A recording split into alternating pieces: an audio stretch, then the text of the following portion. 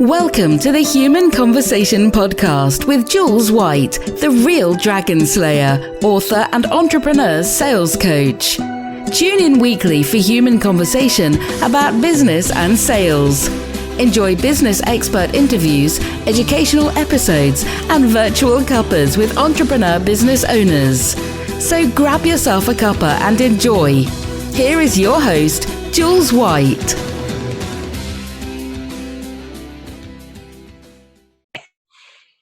So welcome everybody to the Human Conversation, and I have a guest who I know very well. I know this lady so well. She's a beautiful lady and she lives in the fabulous island of Jersey. Now I have to tell you all, I have visited her on this beautiful island and I had the most wonderful time. It really is somewhere everybody should visit. That's what I think.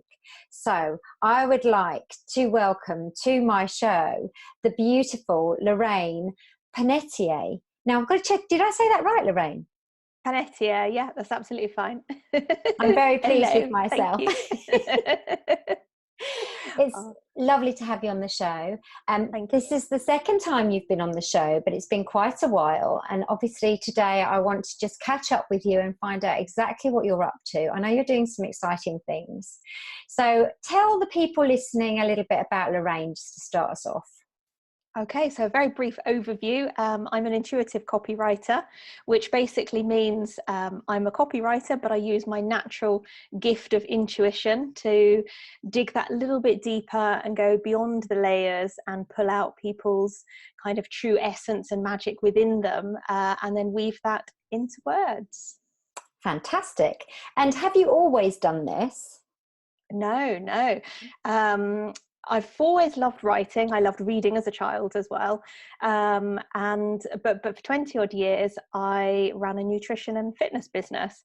So I've always been passionate about food, certainly since my teenage years. And I was always doing lots of writing for clients, for sort of my one-to-one clients. I was on social media when that all started. I've written for magazines and things. I was always writing. And then at some point, something kind of switched and I thought, you know what, I really want to follow my passion for writing and do that more than the sort of food coaching and things really. So I switched almost overnight really and went into copywriting. So yeah, there you go. And it's interesting because I want to touch on the food stuff in some ways because obviously food, anyone who knows me, they know that I'm quite fussy about my food. I don't really eat as well as I could eat. You know, I'm putting it out there now. This is laid bare. This is what the Human Conversation is all about. So I don't eat the most nutritious food that I could. And you are actually vegan, aren't you, Lorraine?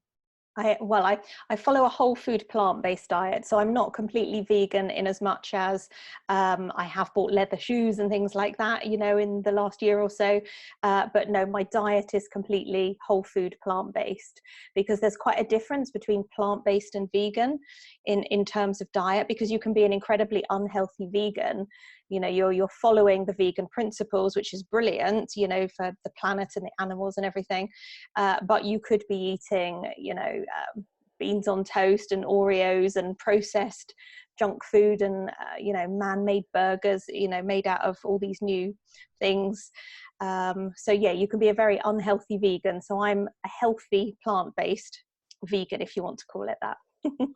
And when I came to Jersey, obviously you fed me beautiful food and very different for me to eat that way, but it was really delicious. It was full of flavour. You know, it was really quite an eye-opener, I think, as to how lovely that diet can be. Because I think generally people who don't follow that diet probably think there's not a lot of things they can have, there's not a lot of taste to it. And actually that's a big myth, isn't it, Lorraine?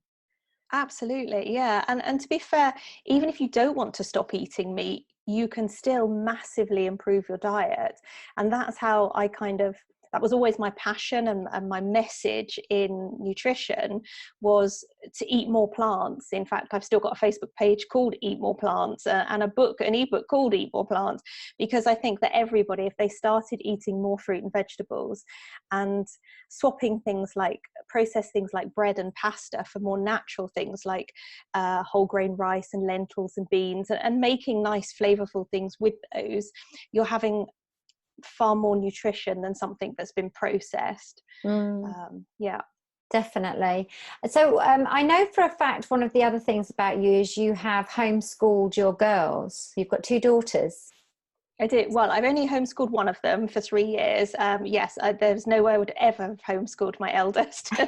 She wouldn't have wanted to, and school has been perfect for her.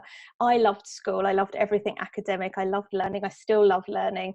And she's exactly the same. Whereas my youngest is different. She's a beautiful spirit, and the school model maybe just, I felt that it didn't quite enrich her soul in the way that it could have done. And when they're little and they start coming home from school really upset and stuff, beyond the normal ups and downs of young children, and so at some point I was like, hey, look, I've looked into this homeschooling thing, do you fancy it? And she agreed. And so it was for the last 3 years of secondary school, so in the UK that's years 9, 10 and 11. So she's just done her GCSEs, so fingers crossed. We're not looking for the equivalent of A stars or anything, because that's not her level, but she's got lovely mental health. She's a lovely, mature person, and it's been a really good adventure for both of us. But we've spent a lot of time at home, so we're both looking forward to getting out and about a bit more now, I think. Yeah, I bet. But I think it's interesting, isn't it? Because there's an awful lot to this in my mind, because I just send my son Sam to school. He goes off to school. He comes home from school. He's usually complaining about teachers in one way or another, as they do. But for me to have actually undertaken something like that, I think would have been really massive. So I'm kind of quite inspired by you that you took it on, but also that you have clearly made it a really great journey and adventure for you both. You used the word adventure. That's so lovely, I think, that you said that. I mean, it didn't turn into the adventure I'd planned. I think my dream, my vision was to be able to travel a lot more, because obviously we weren't tied by school holidays so much. My eldest was still in school, so we were a little bit, but as it turned out, financially I wasn't in a position to just go off and jet around the world all the time. So that didn't quite meet my expectations, but they were my expectations and I hadn't told them to her. So she was happy with everything. But I think I was at that point in my life where, because I was working primarily from home, I was in a position, I was paying a lot of money to rent this lovely house. And I was like, what's the point of going out all day and her going out to school all day? Why don't we just stay here, do everything here? And it worked out so well. I also want to talk to you, because I've known you for a couple of years, I guess, really now. It must be that long when I think back. I kind of want to talk about the change in your journey across that time. So obviously there's this history in exercise, nutrition. There's that lovely period of your life where you enhanced many other people's lives in that way. Then there's the copywriting side, which you do really well, beautifully again, because it's heart-centered. It really is lovely how you write, because I've read a lot of your stuff. I've had some stuff written with you as well. So, but I think then you've moved on to another phase, or you certainly did recently move into another phase of your life where you were concerned about things like environmental and planet issues. Shall we talk a little bit about that, Lorraine? Yeah, I mean, I think we're all on a journey, and I think it's beautiful how our businesses and our lives evolve, our relationships evolve and everything. And I think animals and the environment was always something that I was interested in. I can remember buying everything from the Body Shop when I was a teenager, maybe. I can't remember what year they opened, but a long time ago. And I was like, you got to buy this stuff because it's cruelty free. And, I was very passionate about that. I never made a big noise about anything, I suppose. I was always somebody quite quiet, but I always did those things for me, which I suppose now is what I would term alignment. I'm in alignment with what I feel on the inside. Those passions have always been there. Now it's just that everyone's talking about it, so So it's lovely to be able to have a little bit of a platform, not that I'm that well known, but like just a little bit of a platform on social media to just write blogs and things about those things. And obviously through food, in my opinion, that's one of the easiest things to change in terms of plastic usage and things. Go back to buying natural, take your own bags, go to the market, go to farm shops. There's so many ways you can massively reduce your plastic intake, and now the supermarkets are following suit too, which is amazing. It is good news, isn't it? And obviously some of them are a bit slower than others, but we are definitely seeing changes, aren't we? And I think it's just about the people who are listening out there, who are kind of, I admit, actually, I'm one of these, I'm busy, I've got a busy life. Sometimes I think I can't make a difference, Lorraine, if I'm really honest. But of course, that's not the case, is it? It's about making those small things change, that will make a big difference ultimately if we all just change something little. Do you not think? Absolutely. And there's that phrase that's gone round, you've probably seen it on memes and things. It's only one straw, said 1 billion people. Yes. So it's, that one takeaway drink in that one cafe, if you just say no to the plastic straw. And actually, a lot of those shops are actually getting better at having biodegradable plastics now, which, okay, they still take a long time to break down, but they're much more, they're not going to be in the planet in 300 years' time. So much more friendly. Definitely, the thing is, we all can make a difference. And I think if you think back to the 80s, when, I don't know, you always used to see people like chucking cans out of car windows and things, and I think a lot of that mentality has changed. I'd like to think it has. I mean, I certainly don't see that kind of thing. You might see the occasional cigarette end going out of a car window, but I think in general we're all much more aware of the environment now than we were. And people like David Attenborough, he's a legend, isn't he? He's wonderful. He's truly wonderful. I mean, I think, was it Glastonbury where he was, Lorraine, this year? And he was on stage at Glastonbury, and it was like, oh my goodness, this is so wonderful. Stole the show, apparently. I watched a clip, and he really is, for his age, to be just so prominent still and so passionate about what he does. He's true inspiration, isn't he? Yeah, I love what he does. So let's link it back to kind of your stuff now. So your business as it stands today, your copywriting, who are the people you're working with? What sort of things are you doing, Lorraine? Tell us more about that. So in terms of the actual things I do, it's things like website pages, ebooks and PDFs, social media, email sequences, that kind of thing. Anything that involves some writing, really. I've done author bios and speaker pages. Someone even asked me to write a wedding speech for them. That was a random one-off, but I did it and she loved it. So that was great. amazing.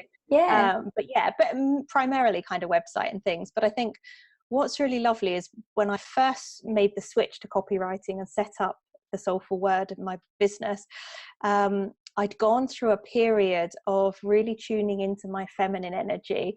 I'd got my angel cards and crystals, and I was spending more time sitting out under the stars and journaling. I'd read the gratitude diaries. I was writing gratitude lists. There was all this beautiful energy that had come up, and that's been amazing. And I think, because I was putting out so much of that energy, I was attracting those kinds of people. So my first sort of 10 or so clients were all very much, along the same path, very like-minded people. And then as I've evolved, the kinds of clients I've had have evolved too.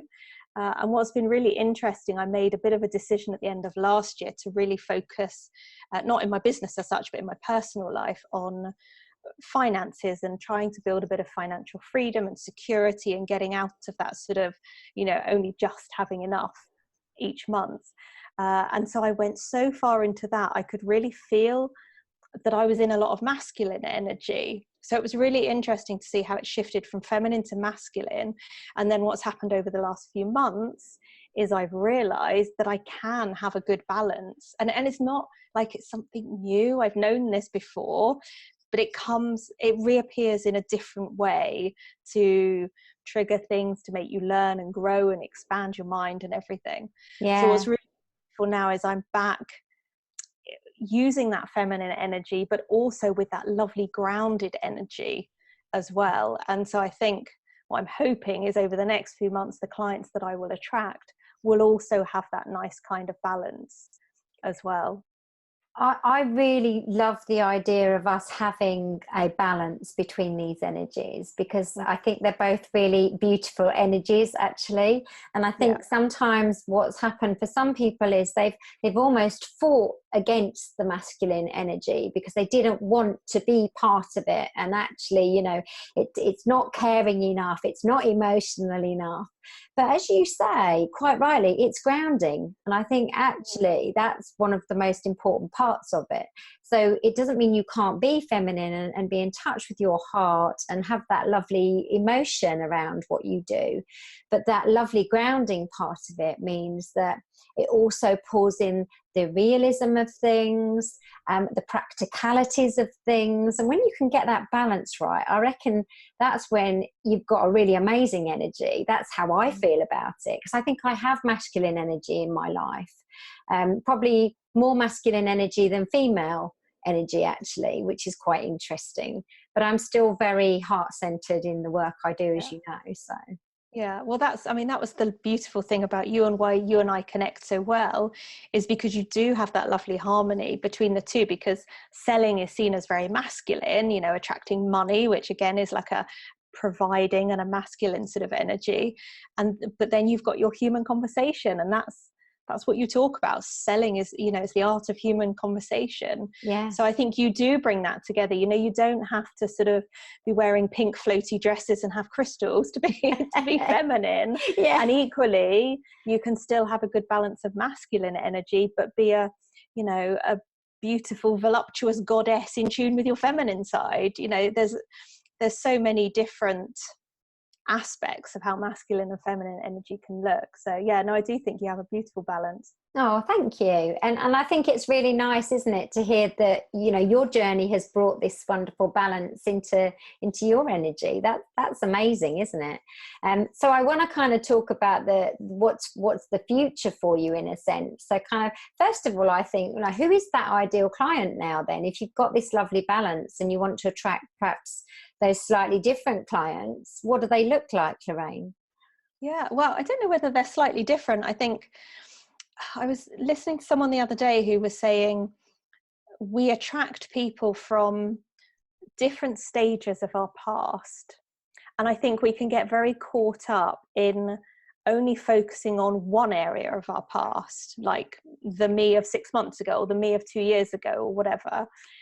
But actually, you can have multiple products, services, income streams, whatever, for different people at different stages. You know, there might be people that like for you with sales, that are just starting in the online space and they have no idea about anything, and they just want a really simple checklist or something, or a simple video training you've done, and that would be really suitable for them.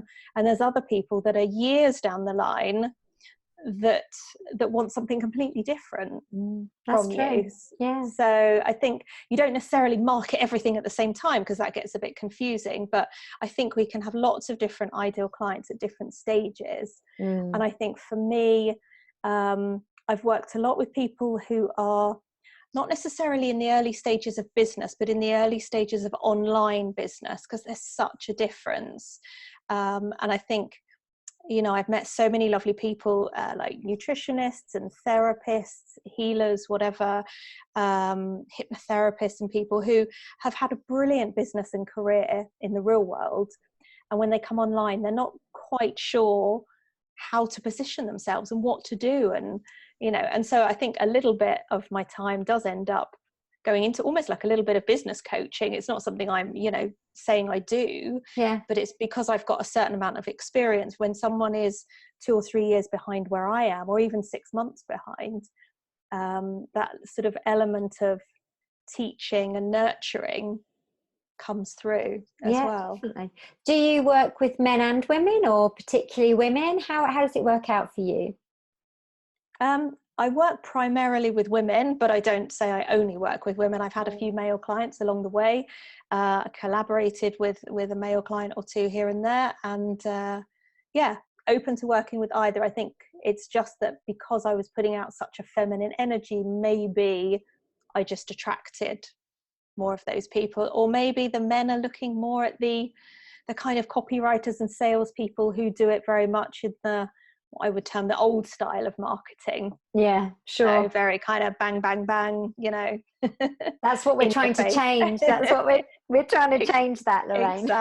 Exactly. So, but yeah, no, completely open to working with both. And it's beautiful when I come across a male in the online space who has that beautiful harmony of both energies. And I only know a couple of them, but it is lovely to see what they're doing and how they're showing up and how they're opening up and showing a bit of their vulnerable side. I've got a question around that, I guess, because I wonder if there are many more out there, but they're just not really giving them permission to be that way. Yeah, quite probably. Because it's kind of not what men do, is it? Well, you know, I think maybe now men are realizing that they absolutely can be that way and they can be whatever they want to be. I would love to see more of that, really. I think that would be amazing. With empowered men. I think that's what we need, because we've had this really interesting couple of decades, haven't we, that kind of came to a head recently with the whole Me Too movement and everything. And you know, there was this whole culture in the sort of 50s, 60s, 70s that was very male dominated. And we're, you know, if you want to be kind of spiritual about it, you could say we're entering this Aquarian age of, you know, this new feminine energy that's rising. But it's really nice, I think, that we've come to a point where actually we need more men to be in their masculine energy in the correct way that it should be. It's like using that masculine energy for what it's meant to be used for.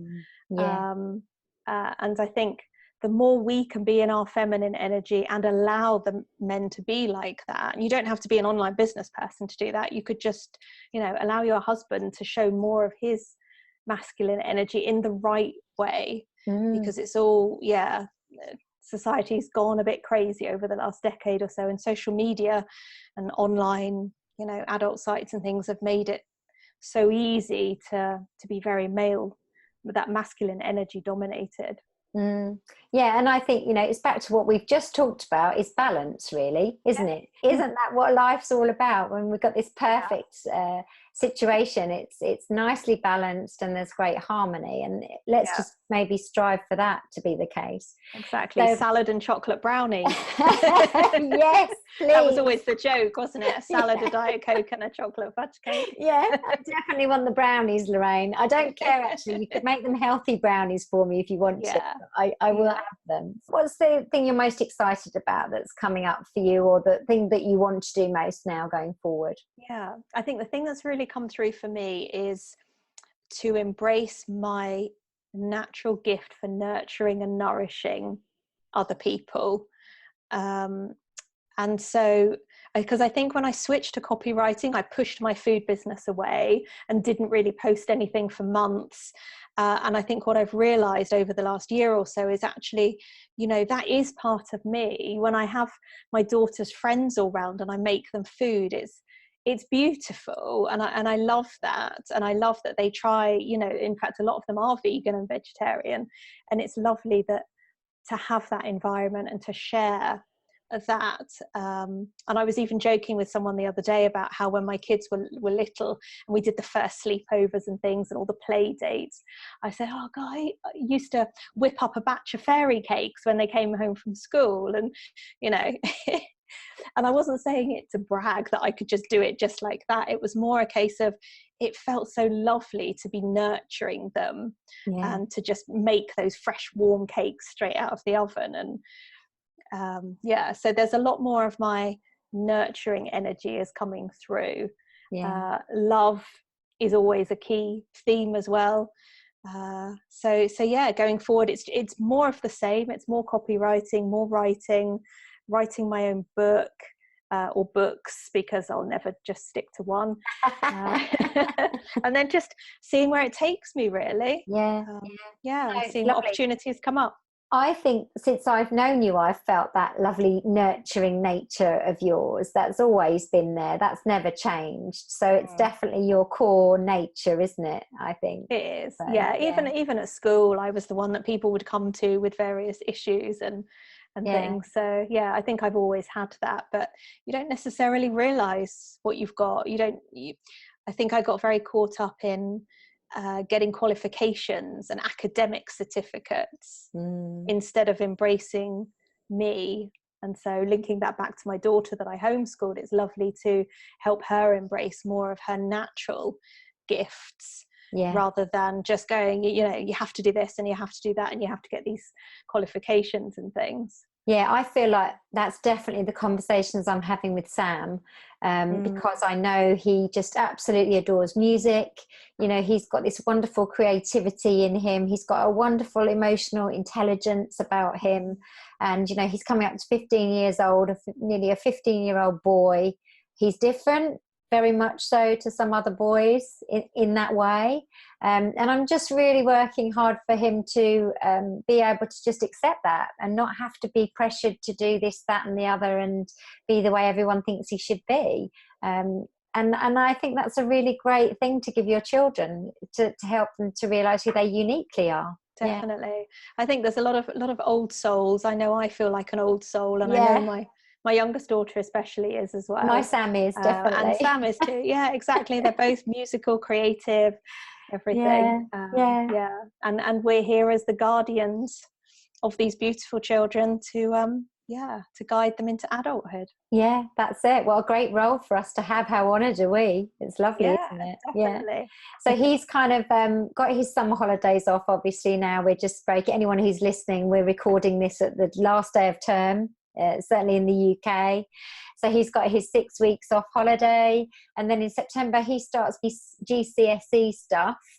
And I don't want that to feel terrible, pressured and stressful for him. So I'm just fingers crossed we can get him through it and he can enjoy as much of it as he can, Absolutely. And there's so many resources now. When my daughter was doing her revision, YouTube is a massive resource. And actually there's a girl one of my daughter found, and I started watching her channel. I'm just like, oh my God, if I was 18, 19 today, I would be that girl doing that YouTube channel. She's such an old soul. She's so wise. And it was beautiful. I commented on a couple of her videos actually, because it was just so lovely to see her sharing all this beautiful energy and the academic stuff too. She's a top A-star student, but she's just such a lovely person and so wise, and it's really interesting to watch her journey. So makes me very proud of young people, and I love children.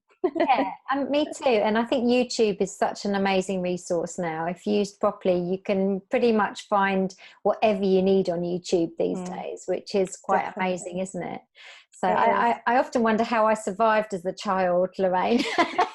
How did we survive without Google? Without the internet, it's incredible really that we've become who we have, isn't it? I think maybe we tuned into our intuition a bit more. Yes, maybe, which kind of brings us back to where we started, doesn't it? Exactly. I feel like we've had this really lovely conversation around energy, which is kind of where I thought it would go. But I think, for anybody who's listening, I really think that we have to trust who we are. We have to trust that we are unique, we have the energy that we have, and that we can all use that in beautiful ways. I do honestly feel that way. So, and talking to you brings the best out of my energy for sure. Oh, thank you. But yes, it's true. One thing I really remember learning in science at school is that energy just keeps on moving. You can't kind of stop energy as such. It keeps going in some other form. And so all we're doing is we're just sharing this energy and passing it around, and you pass it on to the next person, but someone else passes energy on to you. And it's a beautiful, never-ending cycle. It's lovely, isn't it? It's lovely. Beautiful. And same with money. Well, I mean, actually, when I think one of the big things you've taught me when I've known, through the time I've known you, is about the fact that money is energy, and so getting all wrapped up in it is really quite detrimental. You know, the fact is, if you pass that energy on, then ultimately at some point you may well get that energy back, and that's money, isn't it? Absolutely. And you know, how many times generally do you think, oh, shall I, shan't I? And then you invest in something. It might not even be a big amount of money, but you invest in something, and then literally within minutes or hours or possibly a few days, something else then comes to you, whether that's a new client or, you know, an unexpected check in the post or whatever it might be, or you sell something you've had for sale for ages. So yeah, that money, it always comes back because it's just energy. Yeah, I totally love that. That's really helped me knowing that. And you taught me that a long time ago. Oh, thank you. So I kind of want to leave the audience with certainly the way that they can get in touch with your beautiful energy. And we will put all of the links in the bio with this podcast. But how's the best way for us to find Lorraine? So the best way, if you want to read about my intuitive copywriting, head over to my website, thesoulfulword.com. Also on Instagram at The Soulful Word, and Facebook page as well. And if you're interested in the plant-based food, I take photos of my food, even though it's not so trendy anymore.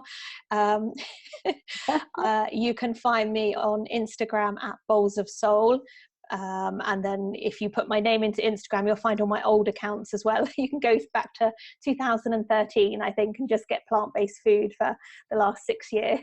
Amazing. And some of your food stuff is just wonderful. If you're like me and you're a real if you're rubbish with food, let's just say, then Lorraine's your woman. She'll just make food beautiful for you again. So you're very talented at that, Lorraine. So it's easy home cooking. I think I've got that gift of being able to open the cupboards when there's literally 3 items there and put together a family meal out of it.